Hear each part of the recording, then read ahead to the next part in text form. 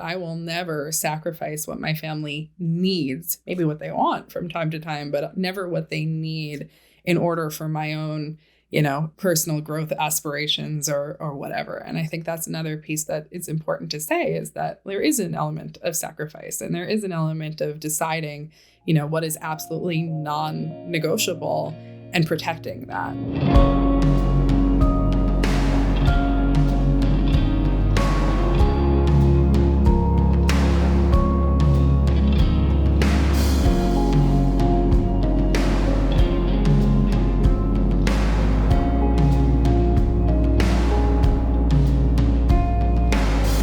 Hello, Nicole. Welcome to the show.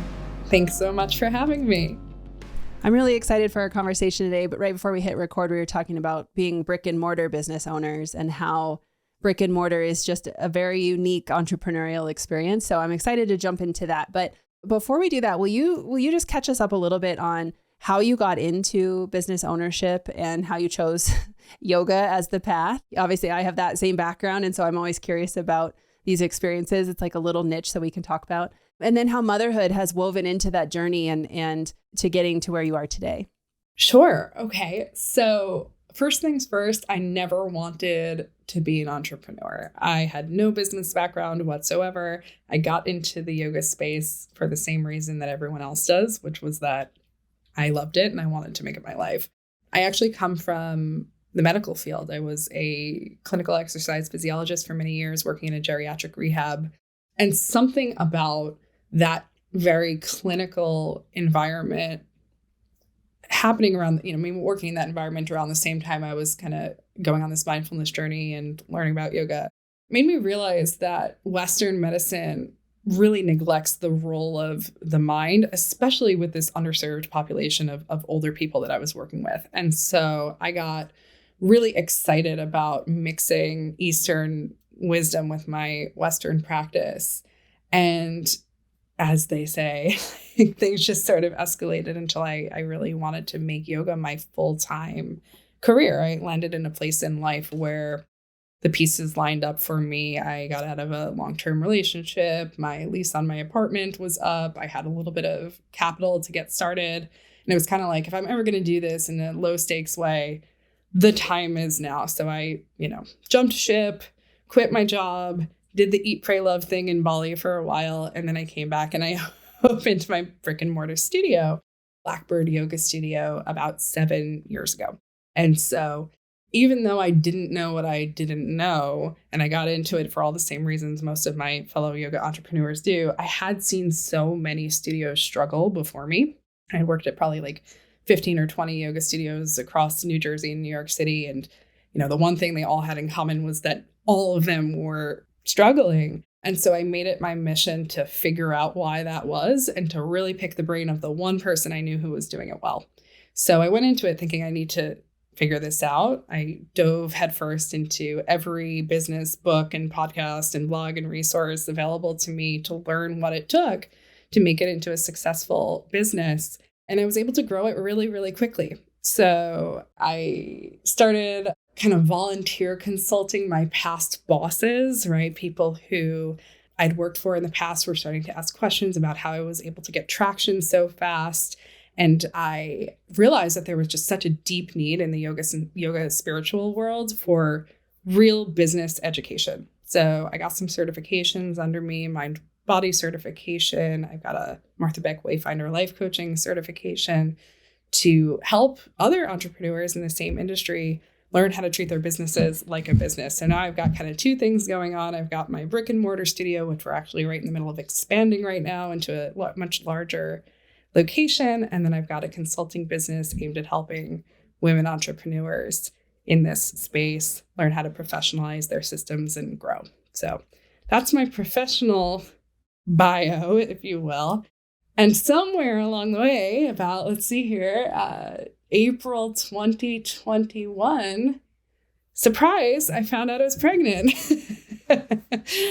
And so what's interesting about my story is that I didn't know that all of this work I had been doing to professionalize my businesses was actually leading up to this moment where my husband and I were able to take truly 4 months off of working. Like I did not work at all after I had actually for the month leading up to having my son and then for several months afterwards.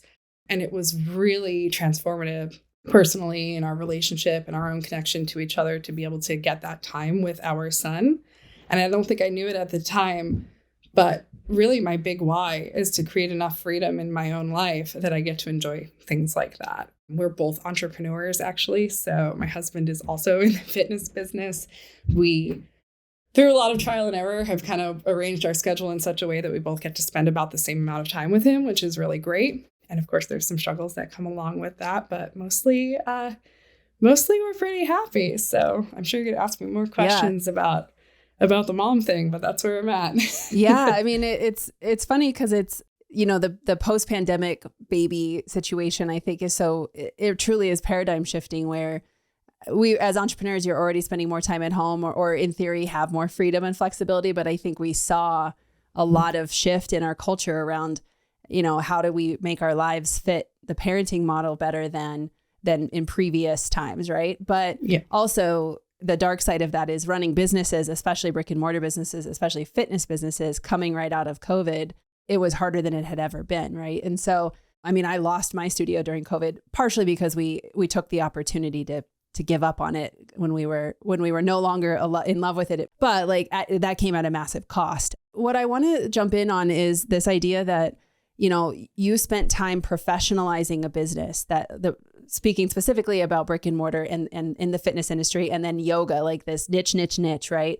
And I'm going to go a little deeper on this because obviously I have a yoga background too. And I've spoken a lot about it on the podcast, where there are certain aspects of these niches in business where there's this reputation of, I'm here because I love it. And I, money, I'm not going to put the systems in place. Like I don't want to overcharge people. And there's some shame or avoidance of making it a business and thinking about it like a business. And people like us who have more of that entrepreneurial spirit and aren't coming into the business just because we love it, but also because we want to run a successful business, we see all of this and go, wait, why is this industry so challenged where other brick and mortars can charge, or even other fitness modalities can charge 3 times what we can charge and have full memberships, right? And I think one of the things I want to touch on is you really recognize that and you built a business from the beginning with that in place, which then allowed you to give yourself space when you were ready to become a mother so that you didn't have to be present in your brick and mortar business every day. And for those of you that have never owned a brick and mortar or maybe aren't deep into the entrepreneurship journey, when you own a brick and mortar business, especially a yoga studio or anything like that, you have to be there all the time. You can have managers, you can have teachers, but pretty much, I mean, you and I are in that yoga studio owners Facebook group. The shit that goes down in fitness businesses is crazy. And it really does require presence a lot. So for you to build it professionally to begin with, and then to give yourself the space to take time for maternity leave, I think is really, really rare. So can you talk a little bit about, not necessarily, it's not a yoga podcast, we don't have to go so deep on that, but what were you really aware of that you would need to build into the business to make sure it could run and survive and not be on your mental load in those initial days of motherhood? Sure. Okay. Well, first things first, I didn't really have a choice but to make the business successful from the beginning, right? This was going to be my career. I didn't go into it with any kind of financial cushion or a partner who was going to support me. I mean, my choices were make this work or go back to work. That was it. And that was a very kind of threatening position for me to be in because I really, really wanted to have something that was my own. So I was sort of motivated from the get-go. And the other piece was understanding that profit is not a dirty word. One of the things I've kind of come to know over the course of my business journey is that a business has a hierarchy of needs, just like a human being does, right? At the very base of the pyramid, you need food and water and sleep. At the very base of the entrepreneurial pyramid, you need sales and profit. It just is the thing that makes everything else possible. So the kind of higher levels of the pyramid, and this comes from Mike Michalowicz's work, if you're familiar with that at all, the Fix This Next system, the higher, more aspirational elements of the pyramid are things like legacy and impact and order. And those things are great. Most yoga entrepreneurs or spiritual entrepreneurs go into it for those reasons, but it's not supported by this very necessary sales and profit foundation. And so I understood that really early on. And I made sure that I baked profit into all of my pricing, that I wasn't making, silly decisions because I thought that, X and X workshop or sale or whatever was a good idea. Like I was very, very much aware of what was really moving the needle on my business. Again, I don't think we want to go deep into yoga, but like one of the big mistakes that I made in the beginning was doing a teacher training really early. And I was kind of like enchanted by the big pop of cash. But then once it was over and those payment plans were up, I realized I was kind of right back to square one in terms of membership growth, which is the lifeblood of a studio business. So I totally redirected there. So I went into it with that kind of headspace of making just smart financial decisions. The other piece was that I was not afraid to bring in help. I hired a manager fairly early on around the same time I was developing that teacher training program.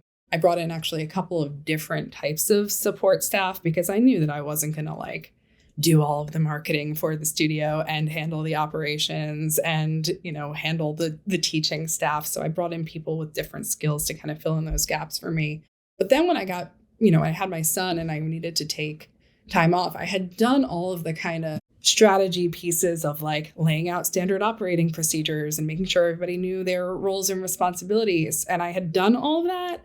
Then I had to exercise trust, right? Because I really had to let go of the outcome. And you're right, there are a lot of things that come up in a brick and mortar studio business that you want to be there for. But the truth is that motherhood really shone a light on what was important. Like one of the things I joke about with my studio clients all the time is there's really no such thing as a yoga studio emergency. There's no reason why I need to be the one to solve everything all the time. And so I really put a lot of faith in my management team to make decisions, to take initiative wherever they felt it was necessary. And even if I didn't necessarily agree with every decision, which I didn't, I had to learn to let go of that in order to kind of grow that trust. And that was, I think, the thing that made the extended break possible. Yeah.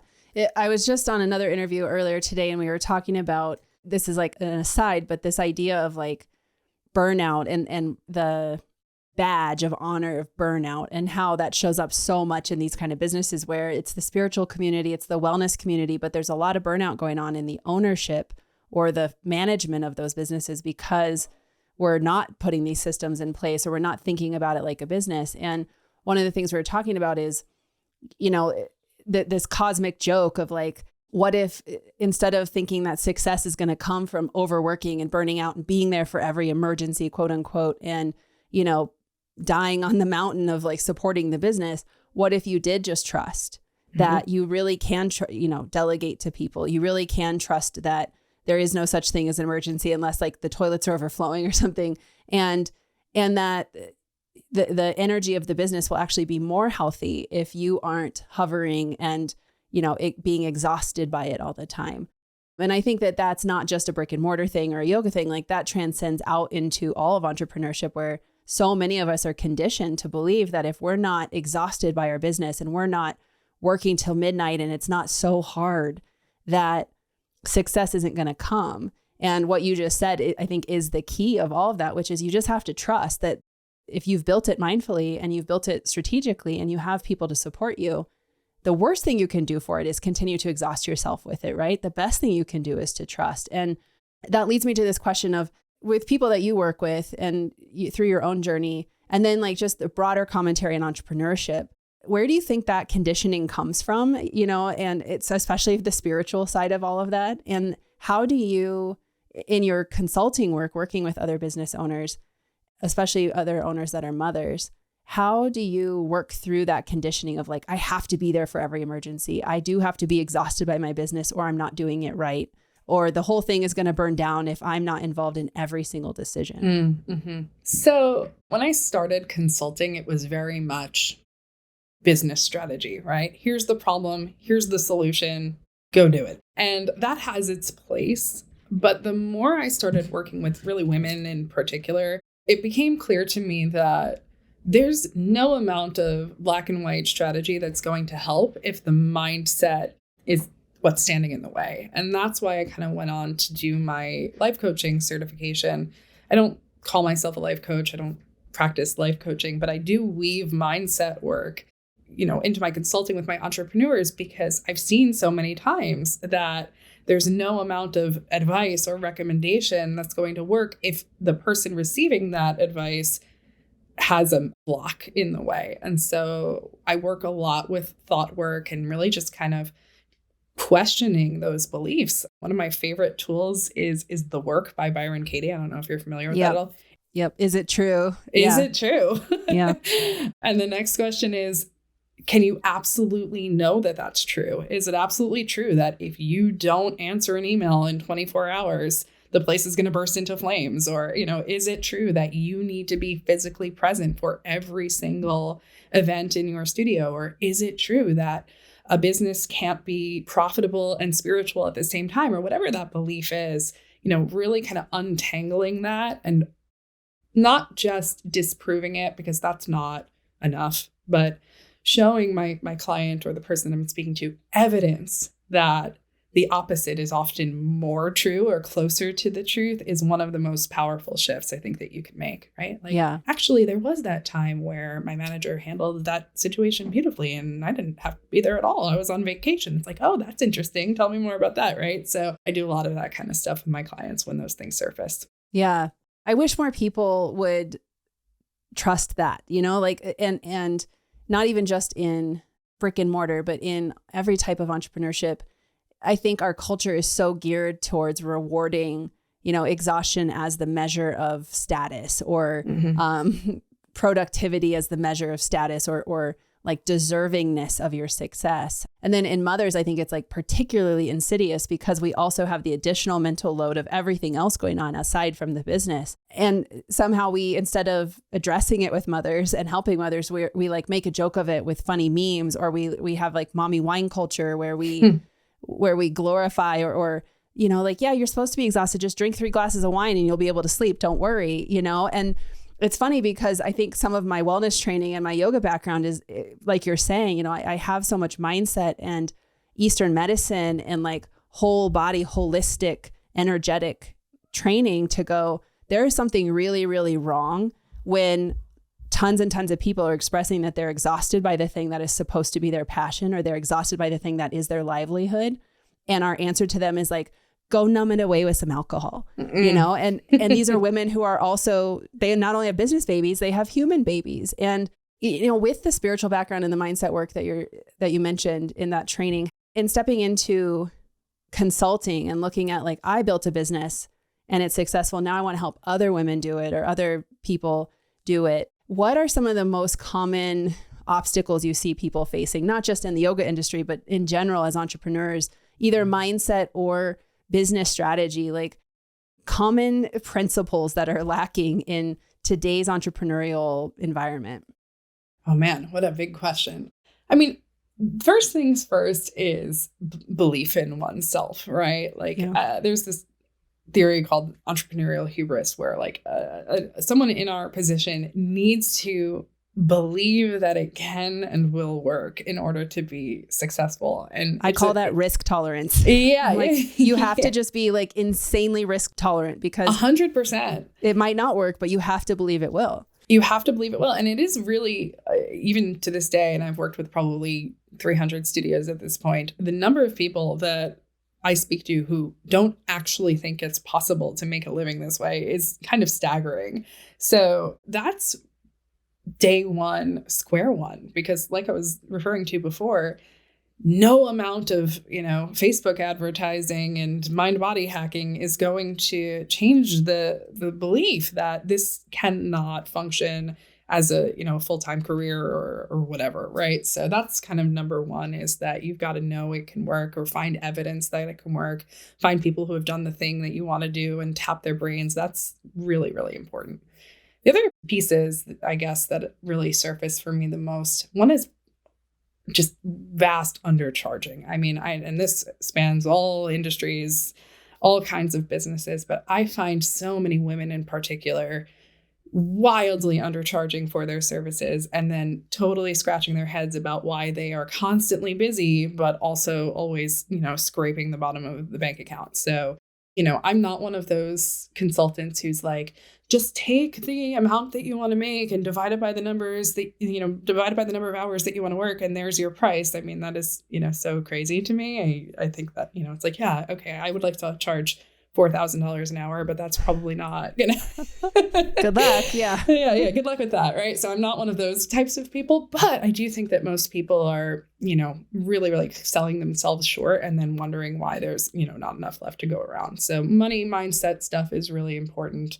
And then the third piece is having a niche. Like I think you said it earlier. One of the reasons I've been successful is because I have really embraced the concept of niching down. I mean, I'm a business consultant for primarily yoga studios. I just recently this year got a little wild and started taking on other types of boutique fitness businesses, but I'm really squarely in my lane. And that has what's helped me become known for something. So I think one of the things that I see a lot of people fall prey to is, my services are for everyone. My target market is everyone. I don't want to exclude anyone. And by doing, the message is nice, but by doing that, you're actually targeting no one. And that's a problem, particularly in a saturated space like the yoga world, or even a saturated online coaching space. You've got to really establish yourself as an expert in something and own that. Like I've talked to a lot of people who don't want to say I'm an expert. It's like, no one's going to buy something from someone who kind of knows what they're doing. You've got to be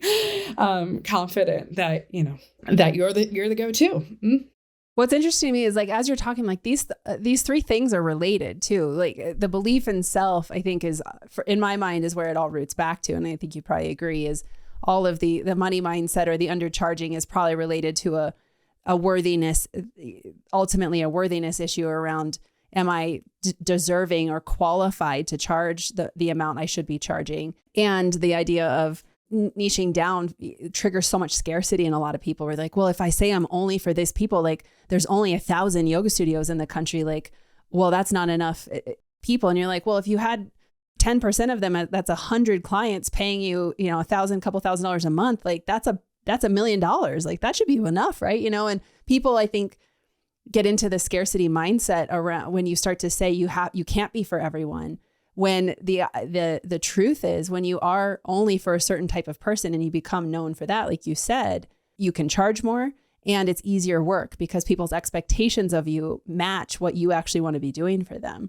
And to me, all of that roots back into mindset, like you mentioned earlier, and belief that you're qualified to be doing what you're doing. And you mentioned it, which the way you said it was really interesting because I see this in every industry, which is the belief that you don't think it's possible to do it while you're actually already doing it. So you have evidence that it's doable and you can do it. And it's like imposter syndrome, or we label it as all these other things, but we are living the proof that it's possible. And yet we don't believe it. And when you look at other ways that shows up in life, you're like, well, you don't think it's possible to be a good mom, but you're a great mom every day. You don't think it's possible to love your body, but you figure it out over time by doing the practice and doing the work on accepting who you are. And so we can do it in other realms of our lives, but then we come in relationship with money or our relationship with our ambition. And all of a sudden it's like, I don't think it's possible. And I wonder where you, from your intuitive brain, your experience in your personal life, but also just spiritually, existentially, especially related to motherhood, where does that lack of self-belief root? I'm really trying to get at understanding, because I have my opinions, of course, but I love this question around where do you see it, especially in mothers, the lack of belief in self, or the worthiness stuff that seems to get really amplified in motherhood? Where is that rooted for a lot of people? Oh man. I think for me, at least, it's one thing to be only responsible for yourself, right? If it's just me and I fail at this, I don't really have a lot to lose, right? But when there's another life at stake and there's another human being involved, and that human being is more important than anything else, any business, any other endeavor in your life, it really brings up, at least in me, a tremendous amount of doubt, right? if I'm driving the bus, I can kind of play these failures off as, I don't know, learning experiences, but I can't afford to learn on my own son, right? Right. So I don't know. I just think the stakes are higher, and I put a tremendous amount of pressure on myself in every arena of life, and motherhood is no different. But gosh, to get to the question, where does it come from? I think I just have this kind of high performing type A type of personality where I want to excel at everything. And I know that that's not possible, but doesn't keep me from trying. I feel like it's a millennial. It's like partially a millennial thing, because I think our generation was. Yeah, I am squarely a millennial for sure. Yeah. Same. Like really, really conditioned to believe that we had to do everything well, and I say this on like every podcast because it's this, I can hear my dad's voice, like, you can do anything. And I've identified through so much inner work that hearing you can do anything and being like cheered on in that energy, I read as a child, like my inner child reads that as I need to do everything. If I can do anything, I should be doing everything I'm interested in. I should have a business in every industry I've ever enjoyed. I should be the best at it all, and I don't think that's what our parents meant, or that like our parents' generation meant. But I think a lot of us took that on, especially women in that generation took on like, I've got to be good at everything. I have to prove it. And we see that play out in our careers, which, to some extent, like, oh, good job. Like you're successful. Like we're talking about, we had successful careers. I think it's once we become mothers and that continues to play out, and now it's amplified because the mother load stacks on top of everything else. That's when it becomes destructive, or it can, because now there's just an immense amount of pressure that we put on ourselves in service to what, who's our boss? Like motherhood is profoundly messy, and I'm not like the type of person who does well with that at all. I'm very much like, I like things in order. I like things to be in a neat little box. I like to tie a bow on it at the end of the day. I like it to feel, that's always been a blessing and a curse to me, is that like, I like to finish things. And so I'm the type of person who will stay up until midnight until my inbox is at zero, but you can't do that with a child, and you never quite finish it. And it is very sloppy, and that's profoundly uncomfortable for me. But it's also been like exactly what I needed at exactly the right time. Yeah.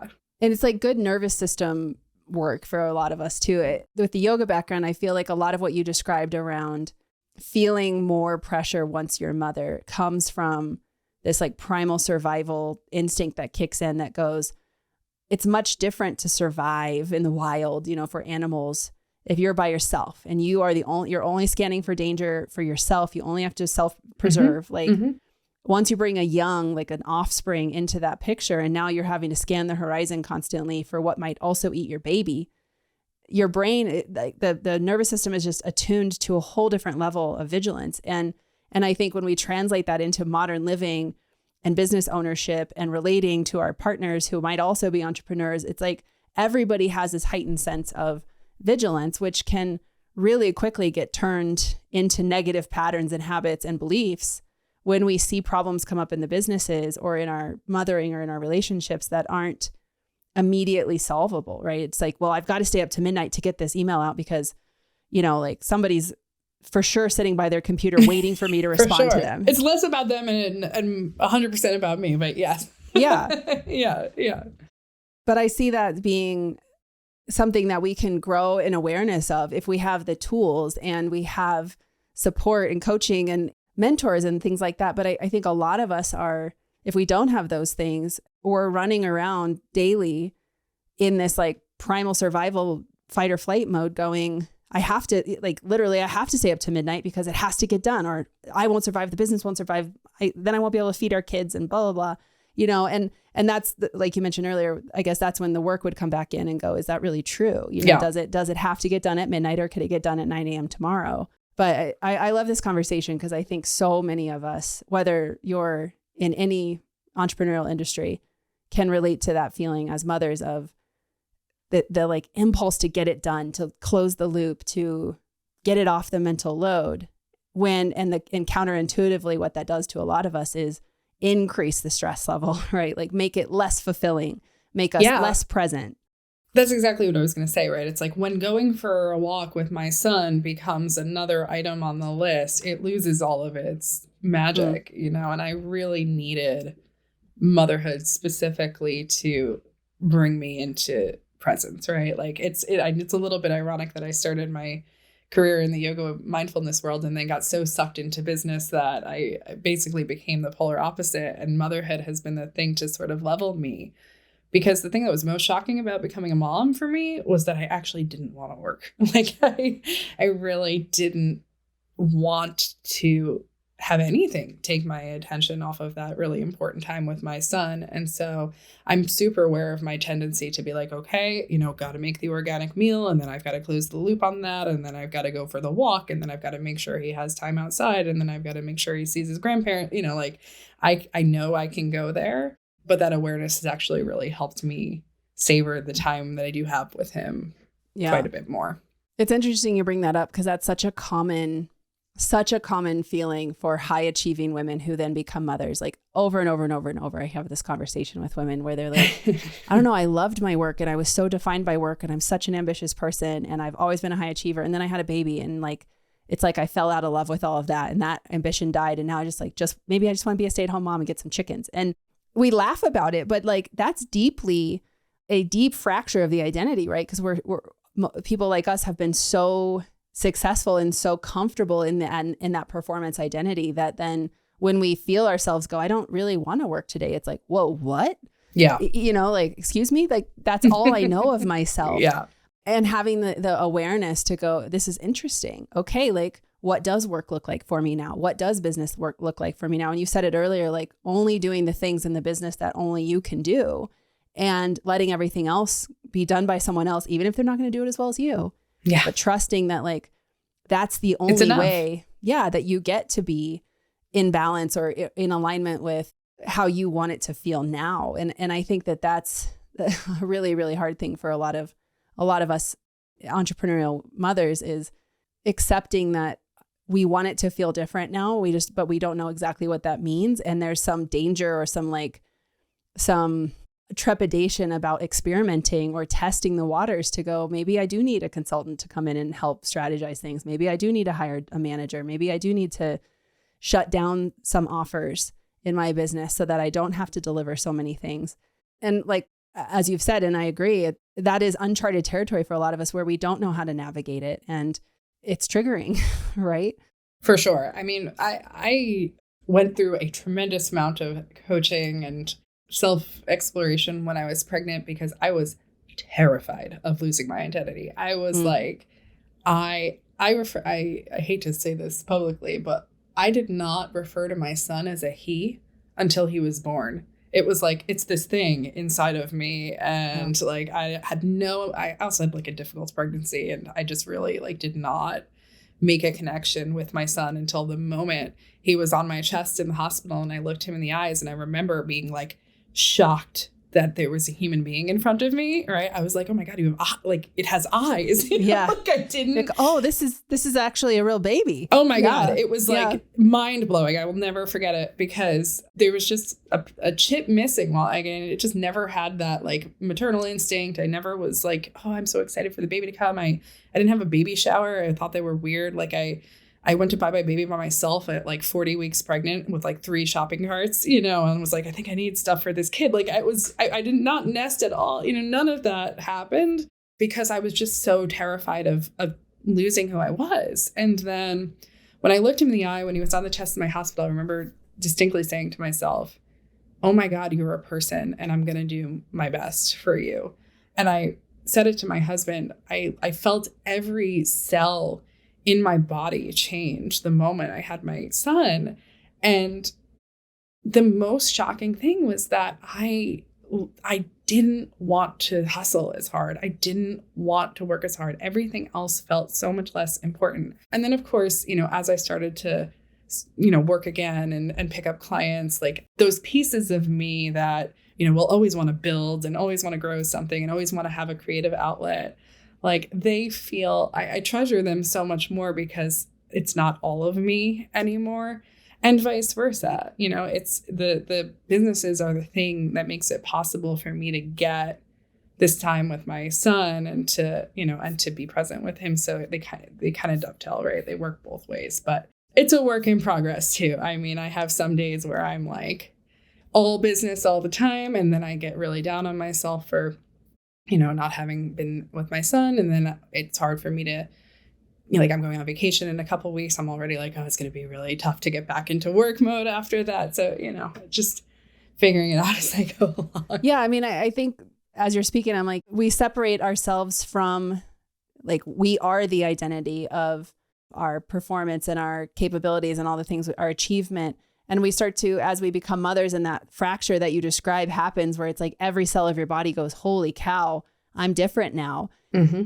Like if you have the ability or, I don't mean to make it sound like some people have it and some people don't, but as you put the practices in place to heal the identity, and, for some people that happens quickly because they did the work ahead of time. For some people that takes years, and they're coming at it when they have 5 and 6 year olds going, holy shit, I don't even know who I am anymore. But regardless, the point is, like, the place we want to get to, it sounds like you're at, is now I can be in relationship with my ambition. Now I can look at it and be discerning to go, is this really as important to me as it feels in this moment? Yeah. Okay, it is. I'm going to prioritize that. And that may mean that my time with my son suffers for a week or two while I focus on this ambition thing. But it's no longer like this compulsion to get it done, right? It's a decision. And there are also things that come up where you're like, I'm really excited about this new thing, new idea. Like it feels really exciting in the moment. And then you look at it with that discerning lens and you go, I could delegate this, or this could be something we do in 3 months after vacation. Like this isn't an urgent thing. And now that we're in relationship with it, instead of compulsively, interactive with it, we can say, I'm interested in that. And an old version of me would have stayed up for a whole week in a row till 2 a.m. to get it implemented in the business. But now I'm not going to do it till the fall. And like, I think getting to that place in the new motherhood identity with ambition, where you have the ability to say, this is an urgent thing or an important thing that I am going to address right now. And my devotion to my parenting may suffer a little bit, and I may have less time with him, but this is an important thing for the business. And the vice versa true too, where you say, no, you know what, actually, this is not a priority with everything coming up with the kids.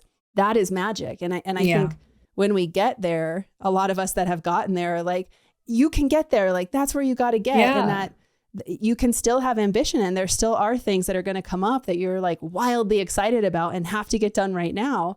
And you will get a little extra childcare or whatever. And that doesn't have to be everything, and you can choose. This thing that you're saying is really, like I said earlier, I'm a fit things into a box person, but I get really excited when it all comes together and it makes sense, right? But it's like you can use motherhood as a superpower in your businesses, right? Like this lens through which you really gauge whether or not these things that you're considering are even important or worthwhile, and when you can kind of put that filter on of priority, it actually makes decision making a lot easier and simpler. So I love this idea of kind of like, I don't know, using one to feed the other. Yeah. But it's a skill, right? It's a practice. Like the yoga terms, I use practice a lot. And like, I pull that into all my work in motherhood. It's like yoga, nobody walks into the studio and can like do yoga perfectly. There's no such thing, right? Like you might have a gymnast background and be able to like nail a posture, but that's not the practice. The practice is only mastered by doing the practice for years and years and years and living in the practice, right? It's like the practice is the practice. That's it. The destination is the practice. Yeah. Right. Yeah. Exactly. And everybody's like, I don't want to have to practice. Like practice isn't sexy. I just want the outcome. But motherhood can be the practice. Like it gives you this ability to go, this is a lifelong thing now. And I'm going to be in the practice of asking myself this question and being discerning. And I will sometimes mess up, and that's what practice is for. And over time, I will become better at it, and I will master aspects of it, and I'll have the muscle memory and things like that. And that's where you get 2 or 3 or 5 years out from having some of these awakening, epiphany kind of things. And you go, oh, like I can be in right relationship with motherhood and my business, and I can have joy. I can have financial abundance and not work 60 hours a week, like, oh, it is possible. And that's, I think I live for those moments probably like you do, where like, yes, like you figured it out. Yeah. So the last thing I wanted to chat with you about, because I think it's such an interesting topic, and I know you have experience here and it's relevant in everything we've talked about, is this idea of the mother being the breadwinner in the family. And for people like us, where we're in entrepreneurial partnerships, my partner is also an entrepreneur. There's like a slightly different dynamic if both of you are risk tolerant and entrepreneurial, but one of you way out earns the other. But for a lot of mothers who are entrepreneurs, they're the breadwinner, and they're carrying a lot of that risk that we talked about, like that you have to believe in yourself. And they have a partner who maybe has a different type of job or, has been retired by the business or something. And I wanted to hear your thoughts on, in your experience with yourself and in your work with other business owners, that dynamic playing in relationship to motherhood, and how much pressure does being the breadwinner of the relationship add to the mother load around what we've been talking about with, burnout and ambition and wanting to get it all done, but also wanting to really be a great mother? What a great question. I mean, I would be lying if I said I didn't have days where I fantasize about just like going back to my career, like making, decent money and calling it a day at 5 p.m. and getting benefits. And, like that is definitely something that surfaces every now and again. Although at this point, I don't think I could ever imagine working for anyone but myself. But certainly the craving for stability exists there. And I am aware of my own patterns when I start to feel a sense of scarcity or lack, or like some impending bill, right? Like I will start hustling on Facebook and DMing, and like I don't like that side of myself. So I definitely am aware of my patterns there, but it's certainly a lot. And the question is, how do I balance the breadwinning with the mother load? It's been a really interesting exploration with my husband. It's forced us to kind of really crumble not only, societal standards, but also like within our own family system kind of things. And it's been, challenging to him in certain ways. I mean, he had a very successful career as a nurse for a really long time. And then he went on to focus on his jiu-jitsu school, his business, but that's not, super well respected in his family circle, right? So there was a lot of that and a lot of explaining what I do, which was not particularly clear to our families. So we had to work through that. And I think that, again, just all back to mindset, that awareness of my own tendency to reach and grasp when I'm feeling desperate is actually the worst thing that I can do for myself, has probably been the most freeing thing as well. Because when you're an entrepreneur, you have to have risk tolerance with money. I go through ebbs and flows where I have great months where things are cushy. And then right now, I'm in like a high expenditure month where I'm going through this build out with my new studio and bringing on lots of people in the consulting business. And like, I just know from experience, from my own experience, that these things will happen and that they always work themselves out. But of course, having another life in the mix changes things a bit, but so far so good. I can, lean on my own trust. So yeah, I mean, I think it's what you said. I think the core of a lot of breadwinning is, and that term's kind of silly, but yeah. The idea that like you are a financial provider for the household, and now you are also under the mother load, being the primary parent, a lot of times the primary person worrying about things related to the child. Plus, if you have a business and it's led by you, a personal brand or a brick and mortar where you're present a lot, you basically have yet another baby, right? So that the amplification of everything we've talked about, I think when you are also the primary person bringing in income for the family, is a whole nother layer of importance around the mindset and belief in self. And also the like motherhood as a superpower. I love that you said that, like really looking at, okay, yeah, fuck yeah, I can be the breadwinner. Like I know how to, and I'm going to notice when I'm playing into these patterns. I'm going to use motherhood as this discerning filter to go, wait a second, this may feel like I'm grasping, like I feel like I'm feeling scarcity. I want to go earn money, but I can play this out now. I can game this out a couple steps and know that's going to shoot me way out of alignment and I'm going to pay for it later. I think that's a point of exploration for anybody listening that is in that breadwinner role and managing the mother load to go, wow, like I have a whole extra layer of weight on me when I'm the person primarily responsible to bring income in. I will say, I'm talking a lot about trust and belief, but I will also say that motherhood has forced me to put up some pretty firm boundaries too, right? So like one of my rules as I'm going through this expansion process is I will not take food out of my own family's mouth, right? Like I will never not pay myself. I will never, I have my kind of comfortable salary numbers, and fortunately my businesses are large enough that if I do have to make some cuts or changes somewhere, I can do that. But I will never sacrifice what my family needs, maybe what they want from time to time, but never what they need in order for my own, personal growth aspirations or whatever. And I think that's another piece that it's important to say is that there is an element of sacrifice and there is an element of deciding, what is absolutely non-negotiable and protecting that. And so I have my businesses set up for that, and I will make decisions based on whether or not it's going to require me to, take something from my family.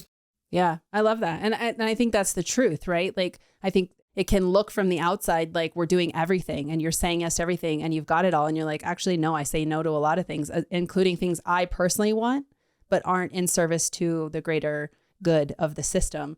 And I think being more real, like, that's an opportunity for all of us to be really real about that in these kind of conversations, to go, hey, the way that the business is going to be successful long term is if I'm here. Right? Like, so I've got to, I will prioritize my boundaries, my limitations, and my decision making above all else. We could keep talking. There's so much of this, but I appreciate like the candor around trust and belief and all of that, because I think more and more I believe this every single conversation I have, and the deeper I get into business and motherhood, that no amount of strategy will ever will ever make up for a lack of inner work, and it will never help you get to the goals if you can't figure out the stuff that's going on inside of you. And so I echo what you said, that the belief work and knowing yourself really well and having the boundaries, having the ability to say no to things is what's going to make you successful in a business long term. So before we conclude, can you share where people can find you online to learn more from you and everything you're up to? Sure. So my brick and mortar studio and wellness business is Blackbird Yoga Studio. You can find blackbirdyogastudio.com. We're in northern New Jersey, just outside of New York City. And my consulting business is worldwide, or Spark Strategies. So sparkstrategies.co. If you want to kind of find my musings on business and mindset, my most active place online it's Facebook. It's the Profitable Studio community on Facebook. Awesome. Yeah. Well, thank you again for your time today. Thanks so much. I really appreciate you having me on. And thank you all for listening, and I will see you on a future episode.